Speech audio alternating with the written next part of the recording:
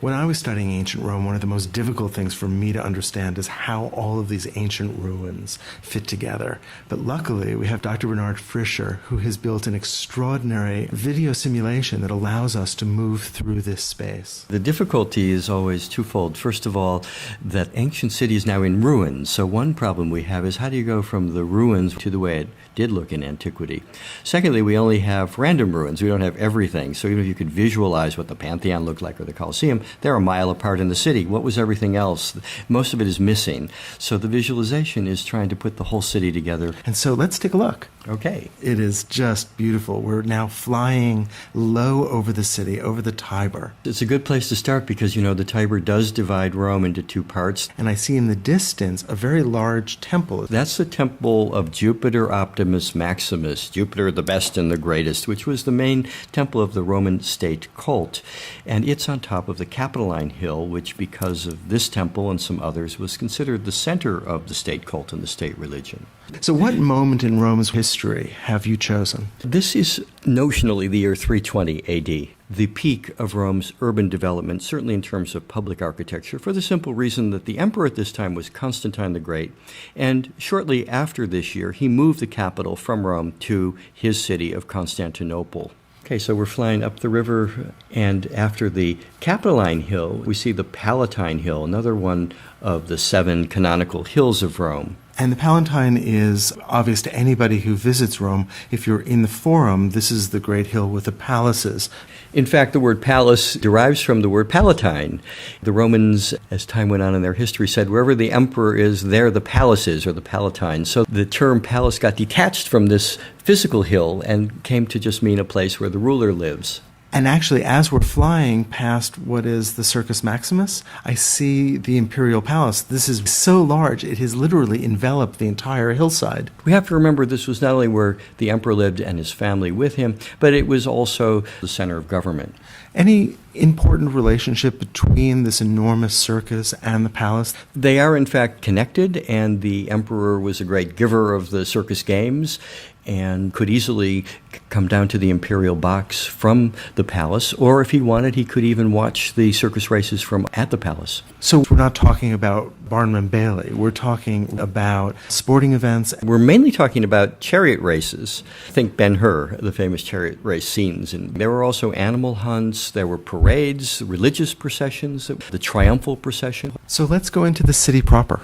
We know that Rome was this mercantile culture that had real markets. How much do we know about the daily lives of the inhabitants? We know a huge amount. We know about their hundreds of trades and professions, the different social classes. We know about their diet. We know about their longevity. The scholars have really reconstructed in great detail what everyday life was like. So one of the most impressive structures that I'm seeing is this aqueduct, this highway for water. Yeah, the Romans are famous for their aqueducts. They never could have had the big city of 1 million or even 2 million that we're now seeing without the aqueducts. It brought water in from 20 or 30 miles away in the mountains. They kept this gravitational system working by getting the sources up in the mountains, bringing it down into the city in the valley, which gave the force to the water. And they were able to somehow calculate a slope of even just 1 foot every 2,000 feet, which is remarkable. We don't know how they could measure so accurately so that the water kept moving gently downhill, but relentlessly downhill. There is this kind of ambition, this notion that man can control nature,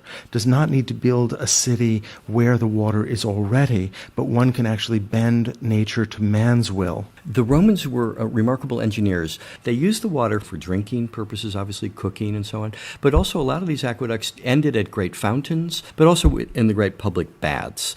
So this area seems to be sort of set apart from this denser urban part of the city. And these are the baths of Trajan. Yes, these were not the first public baths, but they were the baths that gave the standard design for public baths. A block of bathing buildings in the middle of a kind of a garden area delimited by a wall. And we were talking earlier about the way in which the emperors would provide for the well-being of the city, and this is really a prime example. So now we're moving to some of the most well-known monuments in ancient Rome, the Colosseum. But we're in a fairly late moment in Roman history. Before the Colosseum, wasn't there another palace here? There was. The Colosseum was built by the Emperor Vespasian, who became emperor in 69 AD. after the suicide of Nero, a very unpopular emperor. And one of the reasons he was so unpopular was that after the Great Fire of 64 AD, in which a lot of the city was destroyed, he took over 100 acres in the heart of the city and converted it from private property to his own personal use as a palace, the Golden House of Nero. And the Colosseum was actually a lake in that palace. And Vespasian, to show he was a friend of the people, filled in that lake and built a Colosseum on top of it. The Colosseum was not originally called the Colosseum. No, that's a term that only goes back to the early Middle Ages. The Romans called it the Flavian Amphitheater because Vespasian's family name was Flavius, so Flavian. And it's an amphitheater, or kind of a double theater, an oval in shape. The Romans certainly didn't call it Colosseum, but they did call this enormous statue the Colossus. It's a statue of the sun god. Now, you had mentioned that this is the moment when Constantine rules Rome and has not yet moved the capital to the east. I think it's interesting to look at his arch, the Arch of Constantine, and realize that this is brand new. It's only a couple of years old. Constantine left Rome after he defeated Maxentius at the Battle of the Milvian Bridge. As far as we know, he never came back to Rome to actually see it. So we've just risen over the edge of the Colosseum where we're looking down. This is, in a way, a mirror of Roman society. The best seats are the ones farthest down, closest to the arena, and that was reserved for the emperor, top office holders, priests, and so on. Then behind them were the senators, behind them the wealthy businessmen, and behind them the freeborn normal citizens. At the very top sat women, slaves, and foreigners. So what were they coming to watch? As we can see now, what's going on is the main thing that we associate with the Colosseum, the gladiatorial combats. Another thing that went on here that the Romans loved was hunts of wild animals. The third thing is the execution of criminals, often in very colorful ways that we would find very cruel. So let's make a left turn and move towards the Forum. What is that enormous temple? It's the biggest temple of the state religion. It's a temple of Venus and Rome. It was built by the Emperor Hadrian. It's actually interesting because it's two temples back to back. One part of it is dedicated to the worship of the goddess Venus. That's the one facing the Colosseum. The other to the goddess Roma. That's facing the Forum. And there seems to be a reason for that. Venus is looking at the Colosseum, which is associated with fun and games. Otium, the Romans would say, leisure. Whereas Roma is a more serious goddess. She's facing the Forum, which is the area of negotium, or business and work. Okay, so now we're moving over to the Forum itself. And we'll stop first at the Basilica of Maxentius, the last of the great civic buildings built in Rome before Constantine moved the capital. This is a huge structure, and if the word basilica is familiar to us, we often call churches basilicas now. For the Romans, it was a civic building used mainly for courts. The Christians adopted the building form because they worship inside. So they adopted this pre-existing building form and gave it a new content. So now we're moving into one of the most complicated parts of Rome, and especially when you try to look at the ruins and understand how these buildings related to each other. I always say the Forum is like the mall in Washington. It's a big open public space used for public events like parades and speeches. The buildings around that open space are also public, and they are courthouses and temples. Then on the Forum Plaza are, as in the case of the mall in Washington, monuments commemorating great men and important events. Adjacent to the Forum, private property was increasingly bought up so that each emperor could build his own forum, the so-called imperial, or fora of the emperors. We've made a full circle, and we're now looking again at the Capitoline. We're flying over the Roman Forum. We'll actually come back to it. We're flying over the Capitoline Hill. Now we can see the Temple of Jupiter, Optimus Maximus. And we're going beyond, back toward the river, where we find a big flat area of Rome called the Campus Martius, the Field of Mars. It was called that because in the Roman Republic, when there was a citizen army, the army would meet here and train. Now, we've just moved over this lovely squared pond, and we're looking at the flank of an enormously important building, the Pantheon. The rotunda, the round part, we wouldn't really see in antiquity. We would see the part that has the 8 columns across the front that looks like a traditional temple. We like to say that it was built as a building with a surprise on the inside, because it does look like a regular Greek or Roman temple, but when you get inside, that's when you notice that there's actually the rotunda. I just want to spend just a second marveling at the scale of this structure. Look at those columns. They are enormous. The ability to get stones that large upright is just a phenomenal feat in itself. It's phenomenal, and even more so when you consider that this is granite and it's all from Egypt. So it was brought from very far away. This is a building that celebrates the Roman emperors. This building we know had statues of Julius Caesar and then Augustus. So we think that this building then was dedicated always to the worship of the emperors. So this space opens up just magically.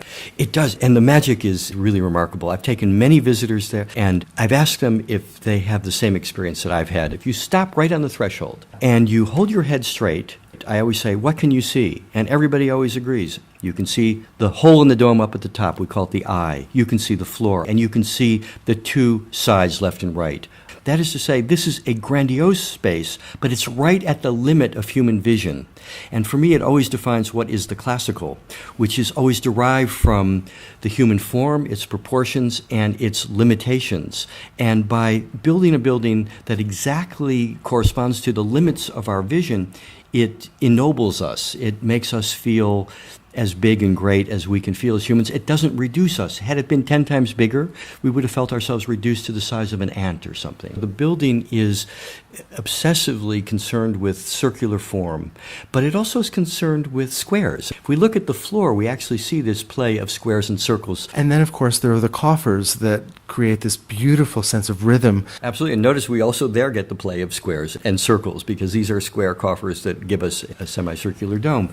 But what's interesting to me about it is, first of all, it was painted. When you go there today, the paint has been completely lost in the Dome of Heaven motif. So the ground of the dome is painted blue. The coffers are highlighted in yellow as if radiating the light of the sun. And in the middle were probably rosettes that are supposed to be suns or stars. And even in antiquity, we know from a historian who wrote only 100 years after the building was built, people wondered, how did they build the dome? How could they do that? They marveled at it even in antiquity.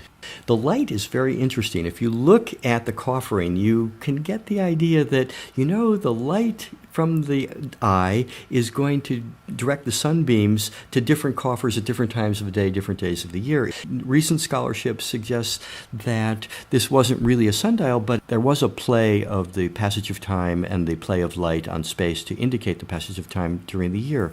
There is, though, one alignment that seems to be very intentional, and that is that the sunlight coming through the eye at noon on April 21st exactly illuminated the main doorway of the Pantheon. Remember, Hadrian was the man responsible for the Pantheon in this phase. April 21st was the birthday festival of Rome. Hadrian was very interested in the birthday festival, changed the name to the Romaya, festival in honor of the goddess Rome. He seems to have aligned the building in such a way that there would be this dramatic effect at noon. And we can only imagine there must have been some sort of birthday festival happening in the Pantheon that day.